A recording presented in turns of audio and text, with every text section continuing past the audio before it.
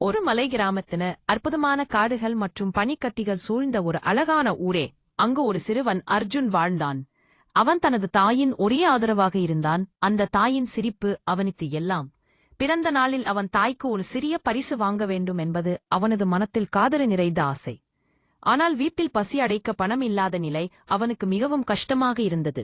ஒவ்வொரு இரவும் அர்ஜுன் குளிர்ந்த காற்றை எதிர்த்து அமர்ந்து பழைய கிழிந்த ஹனுமான் சிலையின் முன் மெழுகுவர்த்தி ஏற்றி, ஜெய் ஹனுமான், எனக்கும் என் அம்மாவுக்கும் உதவனும் என்று மனம் உருகி பிரார்த்தனை செய்வான். அவனு வார்த்தைகள் இந்த இருட்டின் முன் மிதக்கும் போல காற்றில் பரவின. ஒரு நாள் தாயின் உடல் திடீரென மோசமாகியது. காலம் அந்த இரவில் உயிருக்கு ஆபத்து.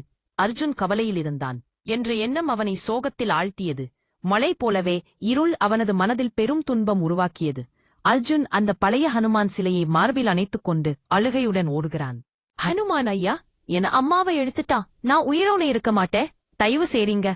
அவனின் கண்ணீர் சிலையின் மீது விழும்போது வானத்தில் மின்னல் பிளக்கும்.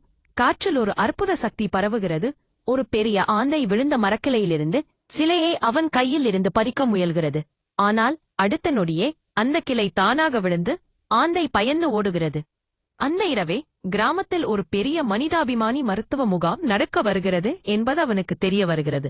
அர்ஜுனின் தாயை அங்கு சேர்த்தவரே யாரென்று யாருக்கும் தெரியாது. ஆனால் மருத்துவ முகாமின் நுழைவாயிலில் காற்றில் அசையும் ஒரே துண்டு சின்னம், ஜெய் ஹனுமான். அர்ஜுன் கண்ணீர் துடைத்து தன் தாயின் கையை பிடித்து சொல்கிறான், அம்மா ஐயா நம்ம கைவிட மாட்டாரு. அவன் வார்த்தைகள் அந்த இரவின் அமைதியின் ஒலித்தது போல அந்த முரணோ மூடிய வானத்தில் ஒரு நம்பிக்கையை உருவாக்கியது.